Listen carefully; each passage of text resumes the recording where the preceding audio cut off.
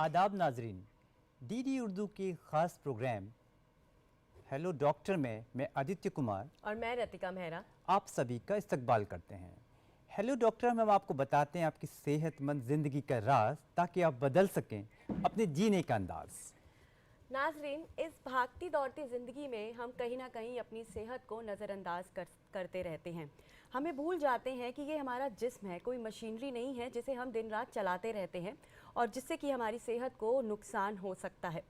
बिना ये सोचे समझे कि हमारी सेहत को नुकसान होता है, हम लोग बस ज़रा सी कोई तकलीफ़ या दर्द परेशानी होती है तो हम दवाई ले लेते हैं, और वो भी बिना डॉक्टर की सलाह पर। हम ये भूल जाते हैं कि किसी बीमारी का जो इलाज है वो सिर्फ दवा नहीं होता। हम बिना दवा के भी बहुत सारी ऐसी थेरेपीज़ हैं जिसके ज़रिए हम अपने दर्द को, अपनी परेशानी से राहत पा सकते हैं, और ऐसी ही एक थेरेपी है फिज़ियोथेरेपी। और इसी फिज़ियोथेरेपी की अवेयरनेस को और ज़्यादा बढ़ाने के लिए हर साल 8 सितंबर को वर्ल्ड फिज़ियोथेरेपी डे मनाया जाता है। फिज़ियोथेरेपी में जो इलाज है वो बिना दवाई के डॉक्टर की सलाह पर, मशीनरी और एक्सपर्ट की सलाह पर किया जाता है। तो इससे भी आप सेहतमंद रह सकते हैं, तंदुरुस्त रह सकते हैं बिना किसी दवाई के या बिना किसी परेशानी के।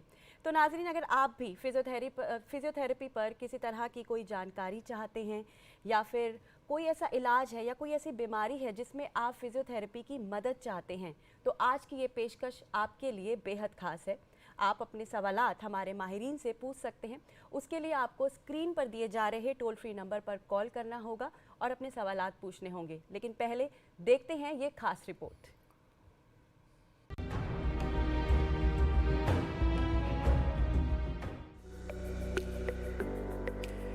नाजरीन, हमारा हेल्थ केयर सिस्टम मुख्तलिफ अफरादी क़ुव्वत रखने वाले वर्कर्स पर मुश्तमिल होता है। इस हेल्थ केयर वर्कफोर्स का हर रुकन अपनी मखसूस जिम्मेदारी अदा करने का पाबंद होता है, जैसा कि direct care practitioners, allied health professionals, social workers, paramedic staff और सपोर्ट स्टाफ वगैरह। इनमें से न कोई किसी से कमतर है और न ही किसी को किसी पर बरतरी हासिल है, क्योंकि हर किसी को उसकी जरूरत के मुताबिक तरबियत दी जाती है, ताकि हमारा पब्लिक हेल्थ सिस्टम बिला रुकावट और हम आहंग तरीके से चल सके। वक्त के साथ साथ जरूरत के मुताबिक इस सिस्टम में जिद्दत और तब्दीली आती रहती है। हेल्थ केयर कारकुनों की आगे मजीद शोबाजाती तकसीम होती है, जो कि महारत के मयार के मुताबिक होती है, जैसा कि मेडिकल फिजिशियन, डेंटिस्ट और फिजियोथेरेपिस्ट वगैरह। फिजियोथेरेपी की तारीख 18वीं सदी बल्कि उससे भी पुरानी है। वक्त के साथ साथ इसमें इंतहाई जिद्दत आती गई और अब ये खुद एक मुकम्मल शोबा बन गई है। कुछ लोग फिजियोथेरेपी को एक महदूद सा ट्रीटमेंट प्रोसीजर समझते हैं, जबकि हकीकत इससे बहुत मुख्तलिफ है। फिजियोथेरेपी एक मुकम्मल दुनिया है। फिजियोथेरेपी का खुद मुख्तार शोबा सेहत हमारे मुख्तलिफ आज़ा और टिश्यूज जैसे कि पट्ठों, नसों, हड्डियों वगैरह के मौसर काम, हरकत व रब्त की बहाली और बेहतरी, पट्ठों के खिंचाव और जोड़ों के दर्द जैसे मसाइल और मुकम्मल जिस्मानी सेहत और तंदुरुस्ती जैसे अहम पहलुओं पर मुश्तमिल है। किसी बीमारी, चोट, ऑपरेशन वगैरह की वजह से पैदा होने वाले मसाइल का इलाज और उनसे निजात का ताल्लुक भी फिजियोथेरेपी से है। फिजियोथेरेपी में मुख्तलिफ नौइयत की इंतहाई महारत वाली फिजिकल तकनीकों, मसलन खास मैनुअल मूवमेंट्स, एक्सरसाइजेज और इलेक्ट्रिकल और फिजिकल आलात का इस्तेमाल भी किया जाता है। इसमें मसाज, वर्जिश, गरमाइश और दीगर जदीद तरीकों से जिस्मानी अमराज का इलाज किया जाता है। इस तरीका इलाज में अद्वियात का कम से कम इस्तेमाल किया जाता है। माहिरीन के मुताबिक 95% इलाज दवाओं के बगैर होता है। फिजियोथेरेपी से आज़ा की कमजोरी और दर्द, बच्चों, खवातीन के मसाइल और बुढ़ापे में लाहिक होने वाली बीमारियों का भी इलाज किया जाता है। पहले फालिज ज़दा मरीज बिस्तर से उठ नहीं सकता था, मगर आज फिजियोथेरेपी की बदौलत बेशुमार मरीज चलने फिरने के काबिल हो जाते हैं। पैदाइशी माजूर बच्चे भी फिजियोथेरेपी की मदद से चलने लगते हैं। गठिया के मरीजों के लिए भी ये काफी फायदेमंद साबित होती है। इसके अलावा खेलकूद में खिलाड़ियों की लगने वाली चोट के इलाज में भी फिजियोथेरेपी की भरपूर मदद ली जाती है। फिजियोथेरेपी से वाबस्ता अफराद की खिदमात का एतराफ करने के लिए हर बरस 8 सितंबर को फिजियोथेरेपी का आलमी दिन मनाया जाता है और तमाम फिजियोथेरेपिस्ट के साथ इत्तेहाद व यकजहती का इजहार किया जाता है। ये दिन हमें मौका फराहम करता है कि हम उन सभी फिजियोथेरेपिस्ट हजरात के तईं इजहार तशक्कुर करें जो अपने मरीजों और पूरी कम्युनिटी की देखभाल के लिए अपनी खिदमात अंजाम देते हैं।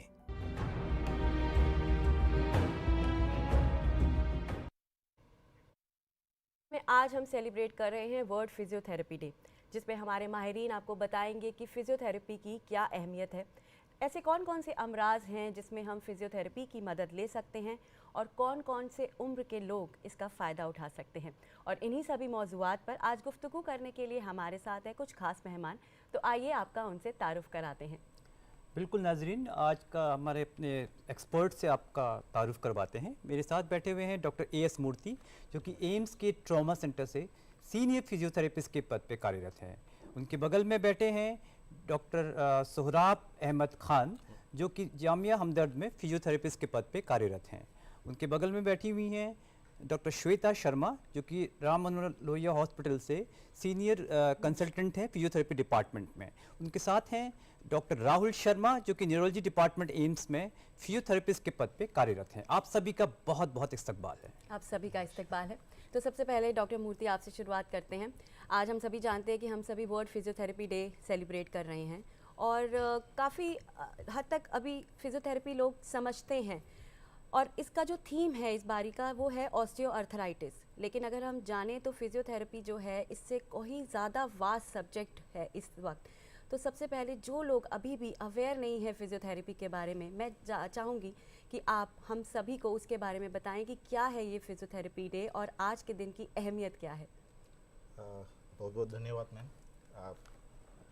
ये जो फिजियोथेरेपी है, एक टाइम पे फिजियोथेरेपी की इतना लोगों के पास जानकारी नहीं था पहले के फिजियोथेरेपी में। अब जो आजकल का जो एडवांस टेक्नोलॉजी है, एडवांस टेक्निक्स हम यूज़ कर रहे हैं, तो बहुत हर डिपार्टमेंट के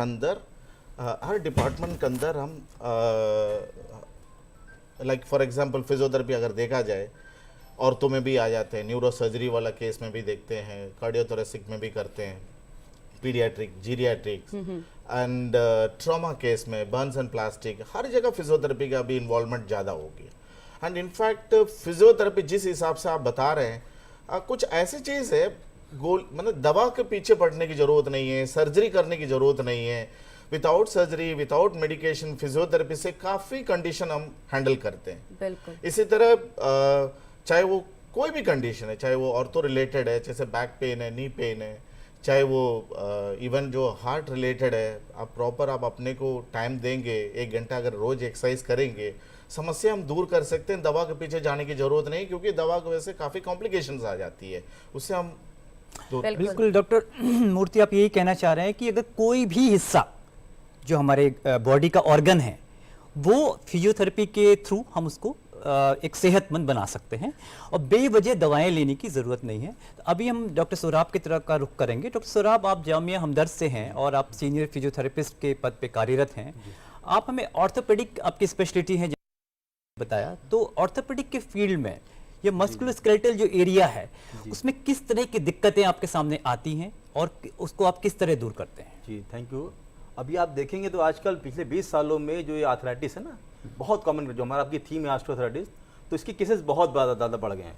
सबसे बड़ी उसकी वजह अगर देखें तो हमारा जो वर्ल्ड है, it has been change from mechanical world to computerize world, है ना। अभी क्या हर इंसान दिन भर में एक ही तरह काम करता है, जो बैठा है वो बैठ के काम कर रहा है, जो खड़ा हुआ खड़े हुए काम कर रहा है। तो दिक्कत क्या हो रही है, हमारी बॉडी एक स्ट्रेट बॉडी है जहाँ पे आगे भी मसल है, पीछे मसल है। अगर हमने एक ही पोस्चर मेंटेन किया तो होता क्या है, एक स्ट्रक्चर झुका होता है, अगला खींचा होता है। फॉर एग्जाम्पल एक बांस खड़ा हुआ है, आप एक रस्सी सीधा रहेगा, एक रस्सी छोटी होगी, कहो बांस टेढ़ा हो जाएगा। मसला अलाइनमेंट का है। अगर आपकी कार का स्टीयरिंग टेढ़ा हो जाए तो पहिए घिस जाएंगे। तो जो आर्थराइटिस हो रही, it is not a disease. Arthritis क्या है, it is because of our life style. हम लोग गलत पोजिशन में बैठते हैं, है ना, अपना केयर नहीं करते, postural deficiency and long time हम लोग। और खासकर इस कोरोना के बाद क्या हुआ कि सिटिंग वक्त बढ़ गया, राइट। तो उससे क्या हो रहा है कि हमारे बॉडी में एक ग्रुप छोटा हो जा रहा है मसल का, एक लंबा हो जा रहा है। इससे क्या हो रहा है, ज्वाइंट का जो अलाइनमेंट है वो अल्टर हो गया। अब क्या होगा कि पहले अलाइनमेंट जो था बराबर था तो प्रेशर ऐसे पड़ रहा था, अभी क्या हुआ, ऐसे पड़ रहा है, तो एक एरिया घिस जा रहा है, उसी को हम आर्थराइटिस बोलते हैं। तो आप देखिए तो अभी करंट टाइम पे 520 मिलियन लोग आर्थराइटिस से सफर बिल्कुल बिल्कुल। और उसमें से करीब करीब 60% लोग ऑस्टियोआर्थराइटिस नी से हैं। अब क्या इसका इलाज कोई नहीं, अगर एक बार आपका घुटना घिस गया तो कोई इलाज नहीं है एक्सेप्ट कि आप रिप्लेसमेंट कराएं। और इंडिया जैसे गरीब कंट्री में जहां पे ये सर्जरी के लिए आपको जाना पड़ेगा AIIMS, RML, it is not available everywhere, आपको अस्पताल अप्रोच नहीं मिलेगा। सेकेंडली क्या पीएम साहब के केयर के बाद भी क्या हुआ कि अभी भी कॉस्ट 2 लाख आ रही है, बहुत पहले और महंगा डॉक्टर था। साहब एजिंग पॉपुलेशन या, बढ़ती जा रही है aging तो बढ़ती जा रही है ना। ऑस्टियोआर्थराइटिस क्योंकि हमने कहा ये बीमारी नहीं है, तो बिल्कुल। अगर आप जरा सा कंसर्न है, अवेयर है कि कैसे इसको मैनेज करना है, तो आपको आर्थराइटिस होगी नहीं, क्योंकि ये बीमारी नहीं है। हमने कहा ना कॉज क्या biomechanical, imbalance in body, poor posture, तो ये सब चीज को हम क्या कर सकते हैं, कोई हमको बताए। मैं आपको एग्जांपल देता हूं, अगर मैंने गर्दन झुका के रखी ना और सीधे रखी, तो अगर मेरी गर्दन झुकी हुई है तो मेरे नेक पे मेरी गर्दन का 6 गुना वजन आ रहा है। अगर मेरी नेक सीधी है तो माई फॉर एग्जांपल मेरी हेड का वजन 5 किलो है, तो in this position my neck is only carrying 5 kg weight, but if I am bending my neck to this level, so my neck is carrying 30 kg load. तो सिर्फ जो है angle बदलने से आप देखें कि कई गुना वजन बढ़ जाता है। इसी तरह से हमारे घुटने पे अगर आपका वजन 1 किलो बढ़ गया, आपका वजन मान ली होना चाहिए 60 किलो, आपका वजन 61 किलो हो गया, आपके घुटने में वजन 64 किलो हो जाएगा, यानी every 1 degree increase in body बिल्कुल वेट। बिल्कुल आपने ठीक कहा कि जो हमारा डेली की जो रूटीन है, जो हमारे पोस्चर्स हैं, बहुत इंपॉर्टेंट, Posture बहुत बड़ी important चीज़ है, yes. अहमियत रखते हैं कि Yes. किस तरह से हम अपनी डे टू डे एक्टिविटीज़ करते हैं। और जैसे कि डॉक्टर मूर्ति ने भी बताया कि अब हम ये समझ पा रहे हैं कि ये जो फिजियोथेरेपी है ये बहुत ही वास्ट तरीके से, इसमें बुजुर्ग हो, चाहे बच्चे हों, चाहे यूथ हो, हर कोई इसका फ़ायदा उठा सकता है। क्योंकि अभी तक हम यही सोचते थे कि ये सिर्फ शायद जोड़ों के दर्द और कमर दर्द तक ही सीमित है। तो एक कॉलर हमारे साथ जुड़ना चाहते हैं, आइए पहले एक कॉल ले लेते हैं। हेलो हेलो जी, आपका इस्तकबाल है हमारे प्रोग्राम में। आप कहाँ से बोल रहे हैं और आपका क्या नाम है? नितिन अग्रवाल नाम है, यूपी से बोल रहे हैं। यूपी से बोल रहे हैं, क्या वाराणसी। उम्र है आपकी और अपना सवाल पूछिए। उम्र हमारी वही लेट 50 है। ओके, अपना सवाल पूछिए आप। पोलियो में क्या स्टेम खा सकती है स्टेम सेल द्वारा? पोलियो में स्टेम सेल पोलियो अफेक्टेड अभी पेशेंट रिसर्च हैं चल हम। रहा है। ओके, सो उसमें स्टेम कैसे आएगी, फिजियोथेरेपी से या एक नई टेक्निक देखी स्टेम सेल, जैसा कि एम्स में डॉक्टर आप लाइन पे claim बने करते रहिए, आ रहे डॉक्टर हैं। साहब डॉक्टर शायद आप- आपसे कुछ सवाल पूछना चाहते हैं। आप जी बताइए डॉक्टर मूर्ति। हाँ, अभी आप ये लेट 50 बता रहे हैं, तो इसका मतलब ये PPRP, ठीक है। तो इस पे क्या है, क्योंकि जो इनिशियल स्टेज डॉक्टर होती है, आवाज धीमी आ रही है थोड़ी। हाँ, तो हम आपका अभी धीमा सुन पा रहे स्ट्रेंथ, हैं। अभी आपको अगर प्रॉपर एवेलुएट किया जाए, जैसे कुछ मसल्स का इम्बैलेंस है, अब इसमें प्रॉपर मसल्स के जो पावर हम एवेलुएट करते हैं, अगर आपके कुछ मसल्स में 3+ है, आप कई हॉस्पिटल में गए होंगे, आपके मसल की जांच किया गया होगा, तो वहाँ पे अगर 3+ होती है तो उसको हम सर्जरी एस्पेक्ट में सोचेंगे। अभी आपको क्योंकि ऑलरेडी 50+ हो गया, आपने खूब इलाज किए होंगे, आपने कुछ इलाज किए कि नहीं? आप सुन बिल्कुल। पा रहे हैं क्या कह रहे हैं हमारे डॉक्टर? आपको अपने सवाल का इलाज जवाब तो मिल गया होगा। डॉक्टर साहब बस जी। वही एक ऑपरेशन करवाया था 97 में, रिंग ऑपरेशन विशाखापट्टनम। तो आपको सर्जरी तो हुआ होगा, उसके बाद तो फिजियोथेरेपी करके मसल को बिल्डअप कर सकते हैं, ताकत को बढ़ाने के लिए आपको एक्सरसाइज हाँ। बताया गया। नहीं पता हमको तो। आप अपने एक फिजियोथेरेपिस्ट के पास जाइए, अपने आसपास जो भी फिजियोथेरेपिस्ट हैं आप उनसे कंसल्ट कीजिए, उनके पास जाइए और वो आपको उससे रिलेटेड एक्सरसाइज बताएंगे और आपको उससे ज़रूर फ़ायदा होगा। बहुत बहुत शुक्रिया। जी हाँ, हमारे साथ डॉक्टर श्वेता शर्मा भी हैं आरएमएल हॉस्पिटल से। आप एक सीनियर कंसल्टेंट हैं फिजियोथेरेपी डिपार्टमेंट में। मैडम आपसे क्योंकि आप गायनिकोलॉजिकल और कार्डियक और पल्मोनरी इश्यूज़ को देखती हैं, किस तरीके से इन एरियाज़ में फिजियोथेरेपी का रोल है? देखिए, अगर हम गायनी कंडीशंस की बात करें तो बहुत सारी कंडीशंस हैं जिनको गायनी में हम फिजियोथेरेपी से ट्रीट कर सकते हैं। बहुत ही कॉमन है PCOD, आजकल बहुत कॉमन है। हमारी लाइफस्टाइल जिस तरह से फीमेल्स की अलग है, खाने का जो वे ऑफ ईटिंग हैबिट्स हमारी डिफरेंट हैं, और जैसे कि अभी बताया गया है कि sitting is a silent smoking, Yes. क्योंकि आप पूरे दिन बैठे सेडेंट्री लाइफस्टाइल आप कर रहे हैं। तो ये सारी कंडीशंस है हार्मोनल इम्बैलेंस के साथ मिलकर हमारी बॉडी में कुछ तकलीफ़ें पैदा कर रही हैं। तो फिजियोथेरेपी से हम इसको काफ़ी हद तक कंट्रोल कर सकते हैं। और कंडीशंस की अगर हम बात करें तो सबसे ज़्यादा इंपॉर्टेंट हमारा रोल होता है प्रेगनेंसी के केस में, जहां महिलाओं को कमर की दर्द, अलग जोड़ों के दर्द की परेशानियां, या फिर आपने देखा होगा कि महिलाएं बताइए कि हमें यूरिनरी लीकेज की प्रॉब्लम आ रही है थर्ड ट्राइमेस्टर में, बिल्कुल, वेट तो बढ़ने की वजह से। क्योंकि बच्चे का वेट आ रहा है, बॉडी का वेट इंक्रीज हो रहा है, हार्मोनल चेंजेस आ रहे हैं शरीर के अंदर, तो ऐसी कंडीशंस में हम फिजियोथेरेपी स्टार्ट कर रहे हैं। हम एंटीनेटल क्लासेस उनको देना स्टार्ट कर देते हैं सेकेंड ट्राइमेस्टर से टिल बर्थ तक चलता है। और बर्थ के टाइम पे भी आप देखेंगे कि कोप अप करना, कि लेबर पेन है, कैसे कोप अप करना है लेबर पेन से, और किस तरह से आप एक रिलैक्सेशन फेज में तो मैम रहें। आप ये कहना चाह रही हैं शुरुआती दौर से ही आपका रोल जी इसमें आ बिल्कुल, जाता है। एंटीनेटल क्लासेस के लिए हम उनको अवेयर कराते हैं, गायनिक के साथ कंसल्ट करके हम उनको सेकेंड ट्राइमेस्टर से ही क्लासेस के लिए बुलाना शुरू करते हैं। उनको जो जो एक्सरसाइजेस की नीड है उनको गाइड किया जाता है, क्लास ली जाती है ताकि आप इकट्ठे पूरा एक सेशन ले, होम एक्सरसाइजेस बताई जाती है, और last stage of the delivery के टाइम पे भी पूरा रोल रहता है फिजियोथेरेपी का। इसके अलावा आप देखेंगे कि जो सिजेरियन सेक्शंस हैं, सी सेक्शंस के जो कंडीशंस हैं, ऑपरेशन से जिनकी डिलीवरीज हुई हैं, उनके बाद भी कई महिलाओं को बहुत शिकायतें आती हैं कि मुझे पेन रहता है, मोबिलिटी मेरी कम हो गई है। ज़्यादातर बच्चे के ऊपर ध्यान दे रही हैं महिलाएं, तो खुद के शरीर पे ध्यान नहीं दे पा रही हैं, तो आती हैं दिक्कतें लेके, परेशानी लेके। तो हमें हमारा मोटिव यही रहता है, एक तो सबसे पहले उनको अवेयरनेस के 6 से 8 हफ्ते आपके यूट्रस को नॉर्मल आने में लगते हैं। उसके बाद आप अपने शरीर के ऊपर ध्यान दें, आप अपनी एब्डोमिनल मसल्स की, आपकी बैक की मसल्स की स्ट्रेंथनिंग करें, बच्चे को कैसे फीड करना है, किस पॉस्चर में उसको फीड करना है कि आपकी नेक की जो मसल्स हैं, गर्दन की जो मसल्स हैं, उन पे स्ट्रेस ना आए। तो बहुत ही बेसिक और छोटी छोटी कंडीशंस के बारे में उनको अवेयरनेस देना, उनका ट्रीटमेंट करना, ना सिर्फ एक्सरसाइजेस, येस हम मोडालिटीज़ के थ्रू भी उनका ट्रीटमेंट करते हैं। पोस्ट प्रेगनेंसी बहुत सारी मशीन्स हैं जो आप वो और ले जिनका सकती अपना कोई हैं। साइड इफेक्ट नहीं। जी बिल्कुल बिल्कुल इसी बहुत अहम बात है। जी नहीं, बिल्कुल, बहुत अच्छी बात और है। जैसे आपने कहा कि कार्डियोपल्मोनरी कंडीशंस की बात कर रहे हैं, तो पल्मोनरी कंडीशंस में अभी आपने देखा कि कोविड-19 के दौर से हम गुजरे हैं, एक बहुत भारी रोल हमने प्ले किया है। चेस्ट फिजियोथेरेपिस्ट का बहुत ही इंपॉर्टेंट रोल रहा है, क्योंकि लंग्स पल्मोनरी बहुत इंपॉर्टेंट हमारा जी। टॉपिक है, इस पे हम आपसे दोबारा भी चर्चा जी, करते हैं इस ज़रूर। पे। उससे पहले मैं डॉक्टर राहुल आपसे ये जानना चाहूँगी कि न्यूरोलॉजी आप डिपार्टमेंट देखते हैं, तो न्यूरोलॉजी में बहुत सारी दिक्कतें आती हैं, मतलब पेशेंट जो होता है उसकी जो क्वालिटी ऑफ लाइफ है कहीं ना कहीं डिस्टर्ब हो जाती है, बिकॉज वो ना सही से सोच समझ सकता है, बहुत दिक्कत आती है। तो इसमें आप फिजियोथेरेपी किस तरह से काम करती है? धन्यवाद रितिका जी, आपने बहुत अच्छा प्रश्न पूछा है। और सबसे पहले मैं तारीफ़ करना चाहूँगा डीडी उर्दू की हेलो डॉक्टर शो की, जिन्होंने ये अवेयरनेस वीडियो बनाया। It is itself a very good awareness among the general public.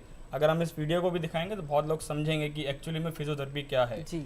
वो दौर अब ख़त्म हो चुका है जो फिजियोथेरेपी का पुराना था।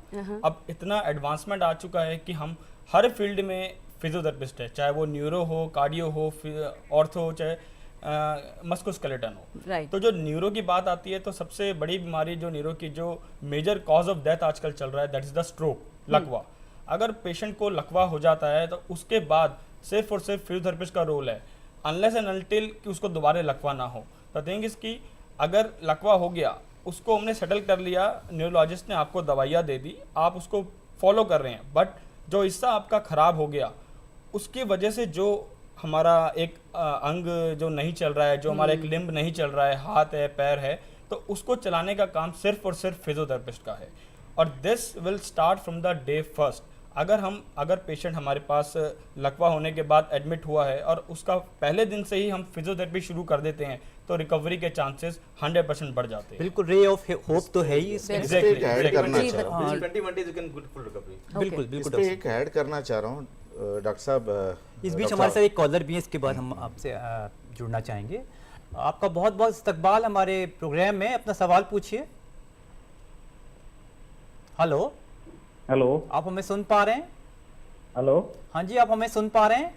हाँ हाँ सर आवाज आ रही है आपकी। हाँ, अपना सवाल पूछिए। हाँ सर, मेरे को ना शोल्डर में सर पेन होता है, मेरा हाथ ऊपर नहीं उठता है सर। जी। हेलो। अच्छा, यही दिक्कत है? हाँ सर, मैं अनिल बोल रहा हूँ सर। अच्छा, मेरे शोल्डर में पेन होता है काफी, मेरा हाथ ना राइट साइड वाला ऊपर नहीं उठता है सर। ठीक है, डॉक्टर साहब आपको सुन रहे हैं, डॉक्टर सोहराब आपके सवाल का जवाब देंगे। आपकी उम्र कितनी है? मेरी सर 30। ओके। क्या आपको डायबिटीज तो नहीं है? डायबिटीज तो हेलो। नहीं, डायबिटीज तो नहीं है आपको? डॉक्टर साहब पूछ रहे हैं आपको डायबिटीज की प्रॉब्लम तो नहीं है? नहीं नहीं सर, डायबिटीज, शुगर, बीपी कुछ भी नहीं है। मेरे हाथ में पहले चोट लगा था सर। कभी चोट मेरे पोस्ट, अच्छा सर शोल्डर मेरा आपका- ऊपर नहीं होता सर, हाथ आधे तक उठता है सर। आपका ये पोस्ट इंजरी स्टिफनेस है ना, तो उसमें it is called as frozen shoulder, है ना, होता कंधा जाम हो जाता है और बड़ी आसानी से अपने आसपास कोई भी फिजियोथेरेपिस्ट हो उसके पास जाएंगे अपना, तो आपको हफ्ते 10 दिन में ही विल डू एक्सरसाइजेज और इससे आप बिल्कुल ठीक हो जाएंगे। ठीक है, इसके लिए कोई दवा जरूरत नहीं है, ये 100% क्योरेबल है फिजियोथेरेपी से। बट जरूरत आपको ये है कि आप अपने आसपास जहाँ भी रहते हो किसी अच्छे थेरेपिस्ट के पास जाके आप उसको दिखाएं, और आई एम श्योर कि आपको जो है वो हफ्ते 10 दिन में आपका कंधा खुल जाएगा ना। हो कुछ मस्कुलर इम्बैलेंसेज हैं, कुछ ज्वाइंट का एडेशन है, तो वो इंजरी के बाद हो जाता है, तो आप ठीक हो जाएंगे। ठीक है, इसके लिए कोई दवा ना खाएं आप, you should consult any physiotherapist. Okay, तो जैसे कि डॉक्टर खान ने कहा कि आपको किसी दवा की अभी हाल फिलहाल में ज़रूरत नहीं है, आप क्या कहते हैं फिजियोथेरेपिस्ट के पास जाकर जो है आप जो है सलाह ले सकते हैं और इसका इलाज आसानी से करवा सकते हैं। डॉक्टर मूर्ति, आप कुछ कहना चाह रहे थे? डॉक्टर राहुल ने जो स्ट्रोक बोल रहे थे, जैसे स्ट्रोक पेशेंट होता क्या है, एक साइड पैरालाइज्ड हो जाते हैं। वो पैरालाइज होने के बाद पैर में तो इम्प्रूवमेंट आ जाएगा, पैर में इसलिए इम्प्रूवमेंट आ जाएगा, वो बाउंड टू वॉक, उनको तो चलना पड़ेगा। वो चलना मतलब वो पैर का एक्सरसाइज हो रहा है, बट दोनों हाथ में से जिस हाथ में पैरालाइज है वो तो आप यूज नहीं कर रहे हैं। अगर मान लीजिए लेफ्ट साइड में पैरालाइज हो गया तो राइट में सारा काम करते रहोगे, लेफ्ट ऐसे ही पड़ा रहेगा। तो इसलिए आपका इंप्रूवमेंट बिल्कुल नहीं आता है। तो उसमें क्या करना, जो उनके घर वाले हैं कि माँ बाप या भाई बहन या वाइफ है या उनका हस्बैंड हो, जिस साइड नॉर्मल है उनको यूज ना करें, जिस साइड जो पैरालाइज्ड हो गया उसको डे टू डे एक्टिविटीज, जो सुबह से लेकर शाम तक हमारा जो डे टू डे एक्टिविटीज है उसके हाथ से आप करवाएंगे तो इम्प्रूवमेंट वैसे ही बेसिकली हाथ पे चलते रहने चाहिए। कुछ क्योंकि फिजियोथेरेपिस्ट अगर जाएंगे या थेरेपिस्ट को घर पे भी बुलाएंगे, 1-2 घंटा टाइम देंगे, 24 घंटे में 1-2 घंटा बहुत कम टाइम है। तो बाकी आपके जो घर में जितने काम है वो काम आपको इसको रिक्रूट करना चाहिए, उससे आपका फायदा हो जाएगा। ओके, बिल्कुल। तो इसी उस पर एक ईमेल आया है हमारे पास, ये हैं ये हैं अंजू मनवर, इनकी उम्र है 52 इयर्स और ये बरेली यूपी से है। ये जानना चाहती हैं कि मतलब काफ़ी देर बैठने के बाद इनके मतलब जब ये उठती हैं तो इनके पैरों में लड़खड़ाहट होती है और पाँव में जो है थोड़ा सा सुन्नपन इन्हें महसूस होता है। तो क्या दिक्कत है डॉक्टर श्वेता? हाँ, आप प्रॉब्लम है, इनको डिस्क है, पीआईवीडी इनको है, ओके, है ना। और इनको बोलिए कि झुकना अवॉइड करें, बिल्कुल जब भी बैठे हैं ये तो 110 डिग्री बैठे हैं, जब कम से कम बैठे हैं पहली बात तो। लेकिन अब बैठना मजबूरी हो तो जैसे मैं बैठा हूँ ना एकदम बिल्कुल चेयर पे रेस्ट लेके, तो बेंडिंग शुड बी अवॉइडेड। होता क्या है इसमें, ये बीमारी होती है बैठने की वजह से, सिटिंग डिजीज बोलते हैं हम लोग उसको, और आजकल बहुत कॉमन हो गई है। खासकर फीमेल में आफ्टर डिलीवरी क्या होता है, मसल वीक हो जाती है, डॉक्टर श्वेता ने बताया। और हम लोग आजकल पहले वाला जमाना खत्म हो गया जब हम वी आर ऑफरिंग मसाज, वक्त ही नहीं है, ऊपर से न्यूक्लियर फैमिली है, there is no one to care of the baby, है ना, सारे काम खुद करने हैं। जबकि रिकमेंडेशन क्या है कि 6 हफ्ते तक लेडी को कंप्लीट बेड रेस्ट, यानी कि हम लोग एडवाइस करते हैं कि उसकी टॉयलेट ट्रेनिंग भी बेड पे हो और फुल मसाज हो उसका, जिससे कि अपनी दोबारा अचीव कर सके स्ट्रेंथ हो। लेकिन वो आजकल मुमकिन हो नहीं पा रहा है। तो उसमें क्या हो रहा है, आजकल बड़ी कॉमन कंडीशन हो रही है, डिस्क बल्ज यंगस्टर्स में आ रही है। तो अभी क्या है कि अभी आप जो है इसकी पहली बात तो कोर मसल ना, कोर स्टेबिलिटी ट्रेनिंग करें और फ्लेक्शन अवॉइड करें, बहुत फायदा हो जाएगा। Plus sciatic nerve the brain की, तो उसके लिए कुछ एक्सरसाइजेस होती हैं, वो कराएं। अदरवाइज क्या होगा, इसको इग्नोर करेंगे ये तो पेन तो ऑफ ऑन होता रहेगा, बट अगर इग्नोर किया तो इट विल कॉज सर्जरी। तो अभी it is good right time to address it with physiotherapy. Madam, इसी टॉपिक पे अगर हम आपकी राय जानना चाहें, आपके व्यूज जानना चाहें, तो आप क्या बताना चाहेंगे? जी, इस कंडीशन में सबसे पहले जैसे डॉक्टर साहब ने कहा बिल्कुल सही सलाह दी है। साथ ही मैं ऐड ऑन करना चाहूँगी कि आप अगर कंटिन्यूसली सिटिंग कर रहे हैं तो या तो अगर आप जैसे वर्किंग हैं तो आप लैपटॉप पे अपना टाइमर लगाएं कि मुझे हर 45 मिनट्स के बाद या हर 1 घंटे में मुझे थोड़ा सा ब्रेक लेना है। चाहे आप थोड़ा सा एक वॉक करके आ जाएं, दोबारा से बैठ जाए। जैसे कि बताया इन्होंने, बैक की एक्सटेंशन जो हम बोलते हैं ना, क्योंकि हमारा पोस्चर क्या होता है, हम हमेशा आगे की तरफ झुक जाते हैं, काम करते करते दौरान हमारा बॉडी का मूवमेंट फॉरवर्ड आ जाता है। तो हमें अपनी बॉडी को पीछे की तरफ लीन करना है, आपको एक्सटेंशन एक्सरसाइजेस पे ज़्यादा फोकस करना है। थोड़ा सा आप मूव कर लें, चल लें, उससे आपका जो बॉडी का जो पोस्चर, जो टाइटनेस की तरफ डेवलपमेंट हो रहा है वो नहीं होगा। अच्छा। तो ये चीज़ का आपको ध्यान उसमें डॉक्टर राहुल आपका रुख करना चाहेंगे, क्योंकि अक्सर अमूमन होता है ये कि पेड़ से गिरना और तमाम गांव इलाकों में और कभी एक्सीडेंटल इश्यूज आ जाते हैं, तो उसमें जो लकवा है या स्ट्रोक है, इट्स वेरी बिग फेटल जो इश्यूज इसकी वजह से आ जाते हैं हमारी सोसाइटी में। किस तरीके से इसे, हालांकि हमें डॉक्टर मूर्ति पहले बता चुके हैं, फिर भी आप, क्योंकि आप न्यूरोलॉजी डिपार्टमेंट से हैं और इस तरह के पेशेंट से आप टैकल करते हैं, किस तरीके की दिक्कत लेके लोग आपके पास आते हैं जो स्ट्रोक से रिलेटेड पेशेंट्स होते हैं, और किस तरीके से आप उनको समाधान या उनका सोल्यूशन देते हैं? जी, स्ट्रोक के पेशेंट जब हमारे पास आते हैं वो काफ़ी क्रॉनिक स्टेज में आते हैं। जैसे कि आपने बताया कि बहुत पुराना उनको लकवा हुआ होता है, उसके बाद वो आते हैं। तो जब वो हमारे पास आते हैं तब तक उनकी स्पासिसिटी, जो जकड़न होती है मांसपेशियों की, वो काफ़ी बढ़ जाती है, और हमारा उनका जो हैंड होता है वो फ्लेक्शन डिफॉर्मिटी इन दिस पे चला जाता है। तो जो रूरल एरिया है उसमें इतनी समझ नहीं होती कि फिजियोथेरेपी के पास जाएं, उनसे बात करें कि हम स्ट्रेचिंग एक्सरसाइज किस तरीके से कर सकते हैं। ऐसे भी किस्से आते हैं, क्योंकि आप देखिए लोग पेड़ों से गिर जाते हैं। बिल्कुल बिल्कुल, और पेड़ से गिर के सबसे उनकी प्यार। पूरी ताउम्र वो बेड पे पड़े रहते हैं। जी, ना केवल सोसाइटी बल्कि उनकी अपनी प्रोडक्टिविटी तो खत्म हो ही जाती है। जी जी, वो बोझ भी उस एक केस तरीके को से कहते परिवार। हैं क्वाड्रिप्लेजिया। जबकि जब हमारे रीढ़ की हड्डी पे कोई चोट लगती है तो हमारा जो नीचे का हिस्सा बिल्कुल खत्म हो जाता है। तो उस केस में हम पेशेंट्स को ब्रिजिंग एक्सरसाइजेस कराते हैं, पैसिव मूवमेंट कराना शुरू करते हैं, उसको वेट ट्रेनिंग कराई जाती है, उसकी पोजिशनिंग पे ध्यान दिया जाता है कि उसके नीचे जो है बेड सोर्स ना हो जाए, क्योंकि अगर बेड सोर हो गया तो वो और ज़्यादा बढ़ता चला जाएगा। और उसके बाद हम उसको ट्रेनिंग कराते हैं कि आपको सुपाइन लाइन से, लेटने से बैठने की ट्रेनिंग कराई जाती है, और बैठने से खड़े होने की ट्रेनिंग कराई जाती है, और फिर खड़े होने के बाद हम उनको व्हील चेयर ट्रेनिंग कराते हैं। तो ये एक पूरा साइकिल है जो कि हमें फॉलो करना चाहिए 3 से 6 महीने का। और डेफिनेटली अगर क्वाड्रिप्लेजिया हो गया है, रीढ़ की हड्डी में चोट लगी है, आपका पैर नहीं चल रहा, तो आपका जीवन समाप्त नहीं है। मैं सबसे यही कहना चाहूँगा कि यस, अगर आप एक अच्छे क्वालिफाइड फिजियोथेरेपिस्ट से मिलते हैं, वो आपको डेफिनेटली चला सकता है। बिल्कुल। डॉक्टर साहब, इसमें कोई होप है, मतलब कोई स्टडी हुई है कि नहीं 5-7 पेशेंट देखे हैं जो अभी अवेलेबल है दिल्ली में, किसी को गोली लगी थी, हाँ, कोई जी, पेट हमारे में साथ किसी को बिल्कुल। तो ये all are running बिल्कुल walking। आप जैसे हाँ, एक कॉलर हमारे साथ कॉलर जुड़ चुके हैं, आइए पहले उनका सवाल ले लेते हैं। हमारे साथ हमारे एक दर्शक जुड़ चुके हैं, आपका अपना सवाल पूछिए। आपका बहुत बहुत इस्तकबाल है हमारे प्रोग्राम में। हेलो। हेलो। हाँ जी, अपना नाम बताइए। हेलो। अपना नाम बताइए मैडम। सर एक्चुअली मेरा नाम तो प्रीति है जी। बस सर मैं अभी ये लाइव देख रही थी टीवी में, जी। तो सर जैसे जैसे वो लोग बता रहे प्रॉब्लम वैसे सेम सर मेरे को भी है। अच्छा। मेरी जितने भी आर्टरीज और जितने भी मेरी हड्डियां हैं, मेरे बहुत ज्यादा दर्द होता है। अच्छा। और मतलब जो मेरा राइट हैंड है, राइट हैंड मेरे ऊपर सर से लेके और नीचे पाँव तक का बहुत ज्यादा मतलब दर्द करती सर, वो वाली ना सर। राइट हैंड मेरे एकदम लकड़ जैसे सूखी लकड़ी होती वैसे हो रखा है। ठीक है डॉक्टर साहब, आपकी बात सुन रहे हैं। डॉक्टर मूर्ति, आपका सवाल का जवाब दें। आपकी उम्र बताइए मैडम। सर मेरी 46 है।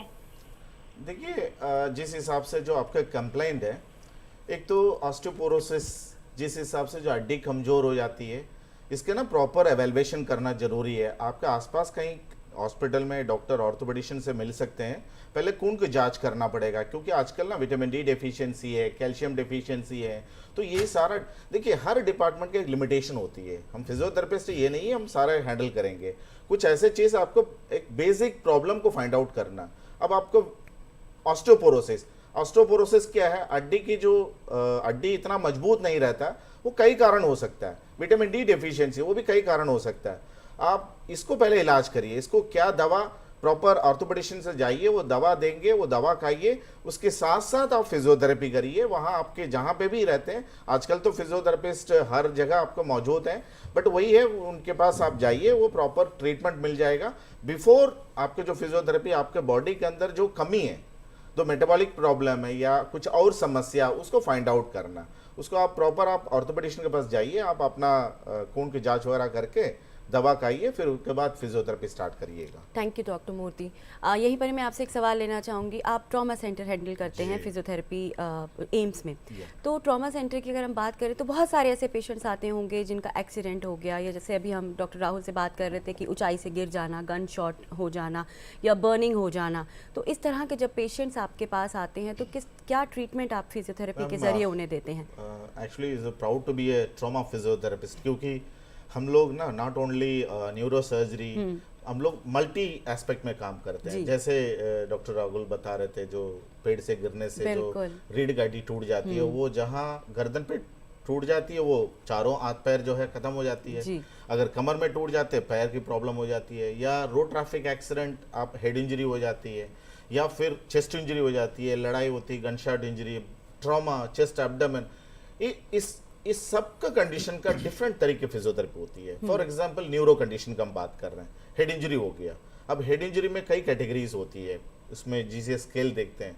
अगर वो सिवियर हेड इंजरी है, फिर वो सिवियर हेड इंजरी या मॉडरेट, उनको तो फिर आईसीयू में एडमिट करते हैं, वहाँ फिर टोटली डिफरेंट प्रोटोकॉल होगा फिजियोथेरेपिस्ट। वही चीज और तो रिलेटेड है, एक्सीडेंट है, लॉन्ग बोन फ्रैक्चर है, या रिब्स फ्रैक्चर हो रहा है, या फिर स्पाइन फ्रैक्चर हो गया, वहाँ का फिजियोथेरेपी प्रोटोकॉल टोटली डिफरेंट है। अब वहाँ पे पोस्ट ऑप कैसे हैंडल करते हैं, कैसे मोबिलाइज करना, क्योंकि कुछ ऐसे केस हो जाती है उनको प्रॉपर रेस्ट चाहिए, उसके बाद मोबिलाइज करना होता है। क्योंकि सर्जरी करने का मकसद ये है अर्ली मोबिलाइजेशन, क्योंकि एज आज जो है एक हड्डी फ्रैक्चर होना मतलब प्लास्टर लगाएंगे तब भी जुड़ जाता है।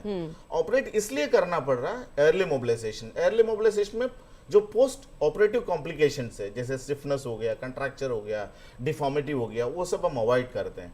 अब आईसीयू मैनेजमेंट की जब बात कर रहे थे, वहाँ पे फिजियोथेरेपी में क्या रोल है? एक तो चेस्ट फिजियोथेरेपी, मैडम ने बहुत अच्छा क्लियरली समझाया। चेस्ट फिजियोथेरेपी में क्या, क्योंकि लंग्स के अंदर कभी भी कुछ foreign body, like for example breathing problem हो रहा है, वेंटिलेटर सपोर्ट देना पड़ रहा है। जब वेंटिलेटर जब सपोर्ट होगी, कहीं ना कहीं जो है चेस्ट में इंफेक्शन होगी, सिक्रीशन होगी, उसको क्लीन करना होता है, तब फिजियोथेरेपी, क्योंकि chest is made up of air, right. वहां पे अगर फ्लूइड रहेगा, गैस एक्सचेंज में प्रॉब्लम होगा, तो वहां वाइटल रोल है। लिम्फ फिजियोथेरेपी, वहां पे जैसे राहुल जी बता रहे थे, प्रेशर सोर बन जाता है, कंट्रैक्चर बन जाता है, वहां लिम्फ फिजियोथेरेपी करते हैं, क्योंकि we start the rehabilitation right from the first day. So वहां से हम शुरू करते हैं। अब वार्ड में आ जाते हैं पेशेंट आईसीयू से डिस्चार्ज होके, अब वहां पे पेशेंट को कैसे मोबिलाइज करेंगे, कैसे इंडिपेंडेंट करेंगे। अगर मान लीजिए पैराप्लेजिक मींस दोनों पैर पैरालाइज्ड हो गया, या क्वाड्रिप्लेजिक हाथ पैर दोनों पैरालाइज्ड हो गया, उसको कैसे व्हीलचेयर में खुद बैठे, खुद व्हीलचेयर को मोबिलाइज, क्योंकि क्या यहाँ पे क्या है, डिसेबिलिटी इतना ज्यादा, इवन बिल्कुल डॉक्टर साहब, आपके पास तो बहुत ज़्यादा केसेस आते हैं, बल्कि मैं एक केस का आपसे जिक्र भी करूंगा, बहुत वो न्यूज़पेपर्स में काफ़ी छाया हुआ था। इस बीच हमारे साथ एक कॉलर जुड़ गए हैं, आइए उनसे बातचीत कर लेते हैं। आपका बहुत बहुत इस्तकबाल है हमारे कार्यक्रम में, हमारे प्रोग्राम में। अपना नाम बताइए। हाँ, माय नेम इज बलराम। जी बलराम जी, अपना सवाल पूछिए। हाँ, मेरा क्वेश्चन ये है डॉक्टर साहब, आप कहाँ से बोल रहे हैं, क्या आयु है आपकी? शिमला से बोल रहा हूँ, शिमला से। जी जी, उम्र बता दीजिए। हिमाचल प्रदेश से बोल रहा हूँ मैं। उम्र बता दीजिए, एज बता दीजिए। मैं गिर गया था। जी जी, हाँ बताइए। मैं शिमला से बोल रहा हूँ, हिमाचल प्रदेश से। जी जी, आप सवाल पूछिए। मेरी उम्र 69 है। ठीक है, 69 जी 69, ठीक है, आगे पूछिए। उससे हाँ जी, तो मुझे ना चक्कर आती है। अब मैं 2-3 महीने तक मेरे छोटे से 69। हाँ, मैं आयु हमें पता लगे, आप अपना सवाल पूरा करें। तो मेरा लेफ्ट हैंड जो है जी, ये अकड़ में बहुत रहती है। जी जी, ठीक है मैडम, आप कुछ और पूछना चाहेंगे? 69 जी, हमने अपना मैडम आपके सवाल का जवाब दे रही हैं, आप लाइन पे बने रहिए, आप लाइन पे बने रहिए। आपने उम्र बताई, आप 69 अपनी उम्र बता रहे हैं, और आपको हाँ, और आपको चक्कर आने की परेशानी है, साथ साथ हाथ में भी आप दर्द बताते हैं। शायद ये बता रहे गिरे भी हैं। हाँ, देखिए, एक तो आपने अपना कोई एक्सरे करवाया है गर्दन का? क्योंकि आपको चोट लगी है, गिरे हैं, तो सबसे पहले बहुत ज़रूरी है कि आपको गर्दन का एक्सरे करवाना, जो सर्वाइकल एक्सरे होता है, that is very much important, है ना। आप पहले किसी भी जी बताएं। मैडम, उसने गर्दन पे तो नहीं लगी थी, मेरे घुटनों पे, गोडों पे, इन पे जख्म निकला था। जी, घुटने पे दर्द है? अच्छा, घुटने का एक्सरे, ठीक है। गर्दन पे चोट नहीं लगी थी। हाँ, तो आपको घुटनों पे ही दर्द आ रहा है अभी आपके घुटनों की समस्या है क्या है? जी, अच्छा। देखिए, उसके लिए आपको सबसे पहले तो एक तो घुटने की जांच करानी होगी। उम्र के तो ठीक हो गया, घुटने तो ठीक है मेरी, ठीक है, चलता है। अभी आप अपनी समस्या बता दीजिए क्या है? नहीं, घुटनों पे दर्द नहीं आता मेरे को जी, सिर्फ चक्कर आते हैं। चक्कर क्यों आते हैं? अच्छा, चक्कर क्यों आते हैं? देखिए, आपने जैसे बताया कि आपकी उम्र 69 है, तो इस उम्र में ज़्यादातर सर्वाइकल जो हमारा स्पॉन्डिलाइटिस होता है, स्पॉन्डिलोसिस, एक तरह से गठिया, हम गर्दन की गठिया बोलते हैं इसको। न्यूरोसर्जन के पास जाना चाहिए या फिजियोथेरेपिस्ट के पास? आपको पहले ऑर्थोपेडिशियन के पास जाके अपनी जांच करानी चाहिए। अगर गर्दन में तकलीफ है उसमें आर्थराइटिस है, उसकी वजह से आपको चक्कर आ रहे हैं, तो वो आपको कुछ दवा देंगे ताकि आपको चक्कर में थोड़ा सुधार आ जाए, आपकी जो मसल टाइटनेस है वो उसमें थोड़ा रिलीफ आ जाए। प्लस आपको फिजियोथेरेपी की भी नीड है। आप फिजियोथेरेपी के एक्सरसाइजेस से, उसके ट्रीटमेंट से आपके सिम्टम्स जो है ना, चक्कर आना और दर्द आना गर्दन में, उसमें आराम आ सकता है। तो जैसे कि डॉक्टर श्वेता ने आपको बताया, आप सबसे पहले ऑर्थोपेडिक्स के पास जाइए, उनकी सलाह लीजिए, उनसे टेस्ट करवाइए कि किसी तरह की कोई आर्थराइटिस तो नहीं है ना आपको। उसके बाद जैसे भी वो आपको जो भी ट्रीटमेंट देते हैं उसे फॉलो कीजिए, और उसके बाद अगर आपको फिजियोथेरेपिस्ट के लिए सजेस्ट करते हैं तो आप फिजियोथेरेपिस्ट के पास जाइए। बहुत बहुत शुक्रिया। डॉक्टर राहुल, आगे आपसे पूछे, कहते हैं कि जब बड़े होते हैं ना तो जिम्मेदारियों का बोझ कंधे पर आ जाता है, लेकिन आजकल तो बच्चों के भी कंधे पर बहुत ज़्यादा बोझ हो गया है, किताबों का, बुक्स, बैग्स का। तो वो कितना बच्चों के लिए ख़तरनाक है और क्या करना चाहिए इसके लिए? बिल्कुल, ये एक बहुत उभरती हुई समस्या है, क्योंकि अगर बचपन से ही हमारे पोस्चर खराब होगा तो हमारी हड्डियाँ और ज़्यादा वीक होती चली जाएगी। तो मैं चाहता हूँ कि हमारे गवर्नमेंट इस बात को समझे कि बच्चों के अंदर अवेयरनेस होनी चाहिए पोस्चर करेक्शन को लेके, उनके टीचर्स के अंदर अवेयरनेस होनी चाहिए पोस्चर करेक्शन को लेके। तो हमें एक स्कूल में क्लासेस चलानी चाहिए कि हम उनको बायोमैकेनिकली कैसे उसको ठीक कर सकते हैं, कि किस डिग्री पे, मतलब किस तरीके का बैग और किस तरीके से कैरी किया जाए, उसकी क्लासेस ली जाए, उस क्लासेस के द्वारा उनको सिखाया जाए, जितने भी टीचर्स हैं और जितने भी स्टूडेंट्स हैं उनको सिखाया जाए कि किस तरीके से आपको कैरी करना है। और अगर हम स्टार्टिंग से ये चीज़ फॉलो करेंगे तो उनका पोस्चर आगे तक मेंटेन रहेगा। अगर वो ठीक तरीके से अपने बैग को कैरी करते हैं, एक ही कंधे पे पूरे टाइम नहीं बैग को रखते हैं। कभी क्या होता है कि बच्चे का बैग बहुत भारी होता है, तो उसके जो दो हिस्से होते हैं जिनसे हम टाइट करते हैं, तो एक हिस्सा लूज होता है और एक हिस्सा टाइट होता है। हाँ, तो बच्चा क्या करता है कि वो एक कंधे पे ही बाहर लेके पूरे टाइम चलता रहता है। तो फिर वो थोड़े टाइम के बाद वो कंप्लेंट करता है कि मेरे तो इस कंधे में दर्द आ रहा है, हाथ में दर्द आ रहा है। तो वो यही चीज़ है पोस्चर करेक्शन। अगर हमें स्टार्टिंग से ये चीज़ पता हो तो हम उस बच्चे का वो पोस्चर करेक्ट कर सकते हैं और इस दर्द को आने से रोक सकते हैं। बिल्कुल, तो ये जिम्मेदारी टीचर्स की भी है, पेरेंट्स की भी है कि वो ध्यान रखें बच्चे की हेल्थ का। क्योंकि ये दिक्कतें हमने भी अपने बचपन में झेली हैं, आपने भी झेली होंगी। उस वक्त हमें कोई फिजियोथेरेपिस्ट बताने वाले नहीं थे। इस बीच हमारे साथ एक कॉलर जुड़ चुके हैं, आइए उनसे बातचीत कर लेते हैं। आपका बहुत बहुत इस्तकबाल है हमारे कार्यक्रम में। हेलो। हाँ, आपका बहुत बहुत इस्तकबाल है। आपका क्या नाम है और अपनी आयु बताइए, उम्र बताइए। हाँ, आप अभी कनेक्ट ही नहीं किए ना? जी डॉक्टर साहब आपको सुन रहे हैं, आप अपना सवाल पूछिए। हेलो सर, मेरा नाम सलीम है। हाँ जी Salim ji. I am just Salim Pasha. जी बेंगलोर से बात कर रहा हूँ। बिल्कुल, आप अपना सवाल पूछिए। हाँ, मैं सवाल यह है कि मेरी वाइफ 58 उम्र की है जी। हाँ, सवाल कंटिन्यू करिए, आप सवाल पूछिए। या I want to ask one question on behalf of my wife. Please carry on. Her age is 58। Okay. She has a problem orthopaedics का। Right. since 4 years she is suffering from arthropedics. ठीक है। My question is, she can do some exercises on the bed itself, or she has to go for a walk daily. Okay. आपने problem बताया नहीं। Orthopaedic problem तो बहुत है, गर्दन दर्द है, कंधे दर्द है, घुटना दर्द कहाँ पे, ये तो बताइए आप। प्रॉब्लम अपने मैडम का कहाँ पे दर्द हो रहा है? कमर में दर्द हो रहा है या गर्दन पे दर्द हो रहा है? कहाँ पे दर्द हो रहा है? आपने जैसे कि बताया कि चलने में उन्हें दिक्कत होती है। हाँ, पैर में दर्द है, पैरों में दर्द है, चलने में उन्हें दिक्कत होती है, नीज में प्रॉब्लम है उन्हें। घुटने में दर्द हो रहा है?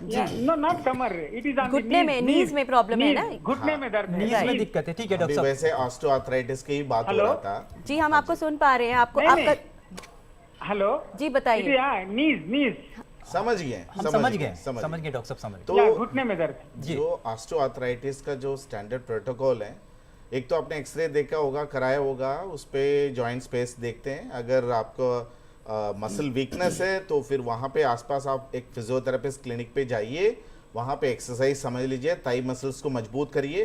क्योंकि क्या कभी कभी मसल्स टाइट होने से भी दिक्कत होगी। जैसे थाई मसल टाइट होगा फिर उसको स्ट्रेचिंग करना होगा। अगर किसी को एडी में समस्या, उसकी वजह से भी कमर में समस्या, घुटना में समस्या होती है, तो वहाँ पे आपका जो पिंडली में जो मसल, उसको भी स्ट्रेचिंग करना है।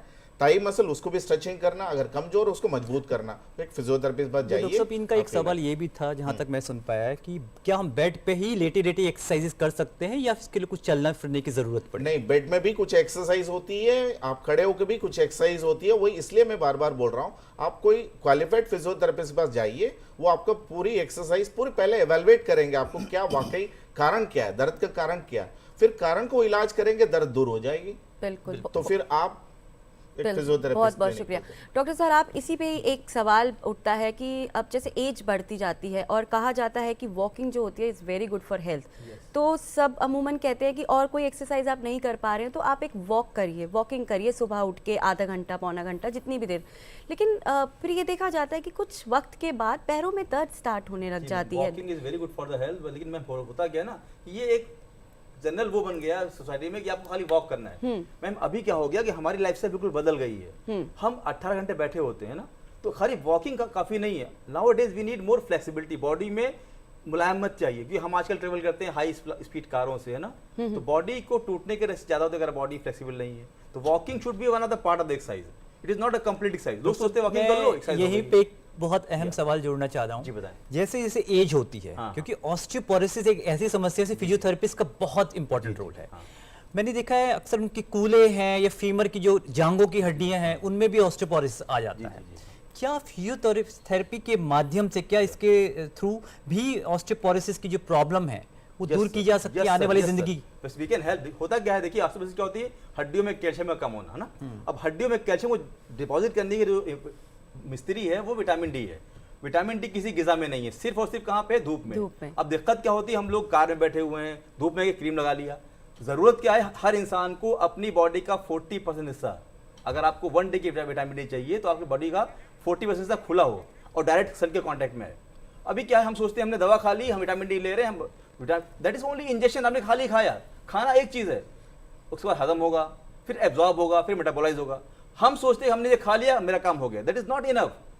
खाना एक स्टेप है, एब्जॉर्प्शन अलग स्टेप है, और इन सब चीजों में एक्सरसाइज हेल्प करती है। डॉक्टर साहब मैं सॉरी आपको रुकना चाह रहा हूँ, मेरा सवाल थोड़ा सा स्पेसिफिक में करना चाह रहा था कि अगर कोई व्यक्ति इससे पीड़ित है, ऑस्टियोपोरोसिस से, और एजेड है, 50 अबव है, तो क्या आने वाली जिंदगी वो फिजियोथेरेपी के थ्रू अच्छे से बिता सकता है या नहीं?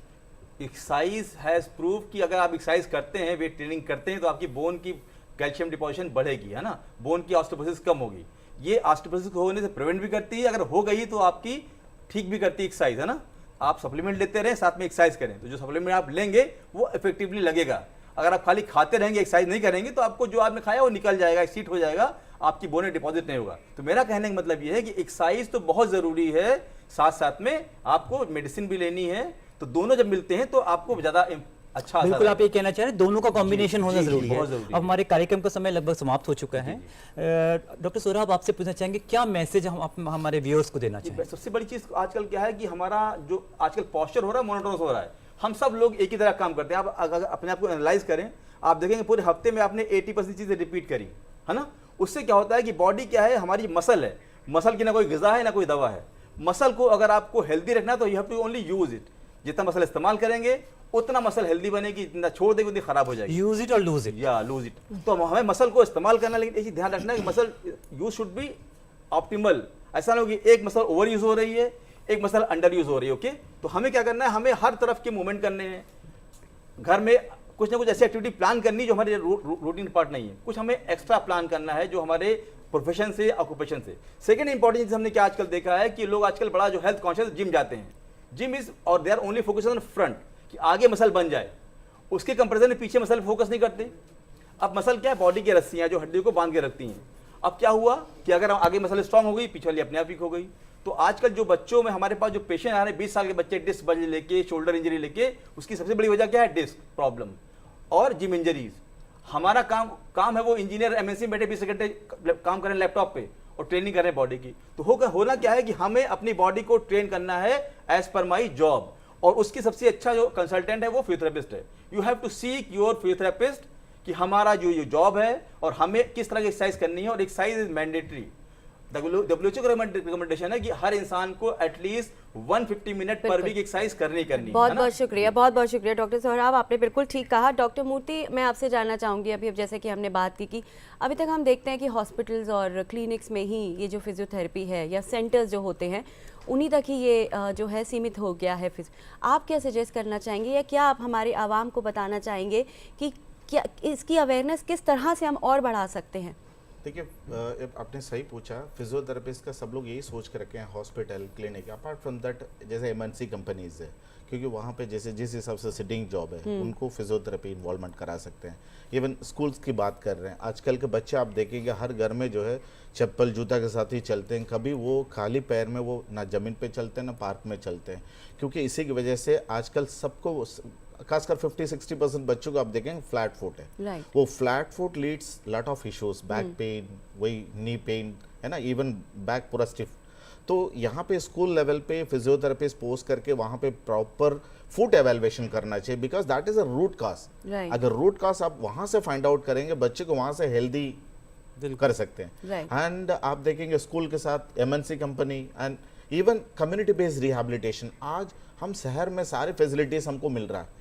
जहाँ पे हम रूरल की बात कर रहे हैं, कम्युनिटी में देख के बात कर रहे हैं, वहाँ पे इतना सुविधा नहीं मिलता, तो वहाँ कम्युनिटी बेस्ड रिहैबिलिटेशन में फिजियोथेरेपिस्ट वहाँ पोस्ट कर सकते हैं, क्योंकि वहाँ पे भी लोग जी रहे हैं, वहाँ पे भी समस्या है। तो वहाँ physiotherapist PHC primary health centre में फिजियोथेरेपिस्ट पोस्ट करेंगे ताकि उनको सारी सुविधा मिले। बल्कि मैं तो एक चीज़ और भी कहना चाहूँगा, हमारे ग्रामीण इलाके जो हैं अभी वहाँ भी बहुत कमी है हमारे अच्छे फिजियोथेरेपिस्ट हैं, बल्कि मैं कहूँ कई जगहों पे तो हैं ही नहीं, और लोगों को जागरूकता भी नहीं है। आज इस कार्यक्रम के माध्यम से जरूर, क्योंकि स्पोर्ट्स लेवल पे देखिए हर जगह स्पोर्ट्स में फिजियोथेरेपी इन्वॉल्व है। बिल्कुल। तो हम चाहते हैं ये सब सेक्टर पे फिजियोथेरेपिस्ट इन्वॉल्व हो जाएंगे, we can make healthy India. बिल्कुल। मैम, आपसे पूछना चाहेंगे, आप क्या मैसेज देना चाहेंगे हमारे व्यूअर्स को, हमारे दर्शकों को जो आपको देख रहे हैं अभी? सबसे पहला मैसेज तो मैं यही देना चाहूँगी कि आप अपनी पॉस्चर का सबसे ज़्यादा ज़रूरत ध्यान दें, उस पर सबसे ज़्यादा फोकस करें और अपनी बॉडी को एज अ बैंक समझें, क्योंकि जितना आप इस पर अच्छा इन्वेस्ट करेंगे उतने ही रिटर्न्स आपको अच्छे मिलेंगे। क्योंकि अगर अपनी बॉडी का ख्याल रखेंगे, this is the place where you have to live with. So सबसे ज़्यादा इंपॉर्टेंट है अपनी बॉडी का, अपनी जॉइंट्स का, मसल्स का, पॉस्चर का, हर चीज़ का ध्यान रहे और एक हेल्दी एनवायरनमेंट में, एक हेल्दी लाइफस्टाइल के साथ, हेल्दी ईटिंग के साथ अपनी जीवन को यापन करें। Thank you so much doctor Shweta, बहुत अच्छा मैसेज दिया आपने। डॉक्टर राहुल, आप क्या कहना चाहेंगे, स्पेशली अगर हम बात करें न्यूरोलॉजी डिपार्टमेंट से रिलेटेड, जो लोग इससे जूझ रहे हैं उनके लिए? जी, मैं सभी दर्शकों से ये बताना चाहूँगा कि अगर आपको कोई न्यूरोलॉजिकल प्रॉब्लम है और उसके बाद आपका शरीर का कोई हिस्सा नहीं चल रहा है, चाहे वो हाथ है चाहे वो पैर है, लकवे के बाद ज़्यादातर मरीज अपनी होप खो देते हैं। बट अगर आप एक क्वालिफाइड फिजियोथेरेपिस्ट से मिलते हैं तो वो होप बरकरार रह सकती है और 90 से 95% आपकी रिकवरी हो सकती है। बिकॉज न्यूरोलॉजिकल फिजियोथेरेपी में इतना एडवांसमेंट आ चुका है कि हम बहुत सारी टेक्निक यूज़ करते हैं, जिसको बोलते हैं मिरर थेरेपी हो गया, कॉन्स्टेंट इंड्यूस मूवमेंट थेरेपी हो गया। जैसे डॉक्टर मूर्ति ने बताया कि हम एक हिस्से को बांध देते हैं जो हमारा सही हाथ होता है, और जो हमारा हाथ काम नहीं करता है हम उससे ही उसकी मूवमेंट कराते हैं। तो हम पेशेंट को बोलते हैं कि आप अपने आगे एक कटोरी रखिए, उसमें पानी भरिए, एक चम्मच लीजिए और उस पानी को दूसरी कटोरी में खाली कीजिए। ठीक है, अगर हम उस हाथ को बांध देते हैं जो आपका हाथ सही है, तो हमारे जो एरिया डैमेज हुआ है उसमें देखा गया है कि सुधार आना शुरू होता है। और अगर आपको कोई ब्रेन से रिलेटेड डिसऑर्डर है तो हमें वहीं पर ट्रीटमेंट देना होगा। जब हम वहीं पर ट्रीटमेंट देंगे तो डेफिनेटली जो हमारा हिस्सा नहीं चल रहा है वो चलना शुरू करेगा। और इसी तरीके से हमारी और एडवांसमेंट आई है जिसमें कि हम ब्रेन में स्टिमुलेशन देते हैं, जो कि हमारे एम्स में न्यूरोलॉजी डिपार्टमेंट में अध्ययन चल रहा है डॉक्टर पद्मा श्रीवास्तवा के अंडर। तो आप आइए, मिलिए, और ऐसा होप खोने की ज़रूरत नहीं है। अगर आपको कोई दर्द है, आप चल नहीं सकते, आप खड़े नहीं हो सकते थे, और अगर आप दवाई नहीं खाना चाहते तो प्लीज़ प्लीज़ प्लीज़ अपने आसपास अपने फिजियोथेरेपिस्ट से मिलिए और स्वस्थ रहिए। Thank you so much doctor Rahul. तो जैसे कि हमारे माहिरीन ने बताया आपको कि क्या क्या करना चाहिए, तो मैं एक बार थोड़ा सा रिकैप कर देती हूँ आपके लिए। तो डॉक्टर मूर्ति ने हमें बताया कि बच्चों के जो फुट इवेल्युएशन है उसका ख्याल रखना बहुत ज़रूरी है, बचपन से ही देखना ये ज़रूरी है कि बच्चा फ्लैट फुट तो नहीं है, अगर है तो ज़रूर जल्द से जल्द अपने फिजियोथेरेपिस्ट की सलाह लें उसके लिए। डॉक्टर सौराब ने हमें बताया कि हमारी जो मसल्स हैं उसका हमें बहुत अच्छे से इस्तेमाल करना है, और डॉक्टर श्वेता ने हमें कहा कि जो हमारी बॉडी है वो एक बैंक है, जितना हम इन्वेस्ट करेंगे उतना ही हमें रिटर्न मिलेगा। बहुत अच्छी बात कही उन्होंने। और डॉक्टर राहुल ने हमें बताया कि अगर आपको न्यूरोलॉजी से रिलेटेड कोई भी प्रॉब्लम है तो फिजियोथेरेपी में उसका इलाज है, आप जा सकते हैं और फिजियोथेरेपिस्ट से कंसल्ट कर सकते हैं। तो आप सभी का बहुत बहुत शुक्रिया, आप हमारे प्रोग्राम में आए और आज वर्ल्ड फिजियोथेरेपी डे पे आपने फिजियोथेरेपी से रिलेटेड बहुत ही अच्छी इन्फॉर्मेशन हम लोगों के साथ शेयर की। Thank you so much. Yeah, we would like to thank all of you. तो हमें पूरी उम्मीद है नाजरीन कि आज की पेशकश आपको बेहद पसंद आई होगी और अगर आपकी कोई राय हो तो आप हमें ईमेल कर सकते हैं। हमारा ईमेल आईडी है hello.drurdu@gmail.com और हमारे यूट्यूब चैनल से भी जुड़ सकते हैं जो कि है DD उर्दू। अब अपने मेज़बान आदित्य कुमार और रतिका मेहरा को दीजिए इजाज़त। अगले हफ्ते आपसे फिर मुलाकात होगी एक नए मौजू पर। तब तक अपना और अपनों का ख्याल रखिए। आदाब। और आपको हम छोड़े जाते हैं टिप ऑफ द वीक के साथ। आदाब।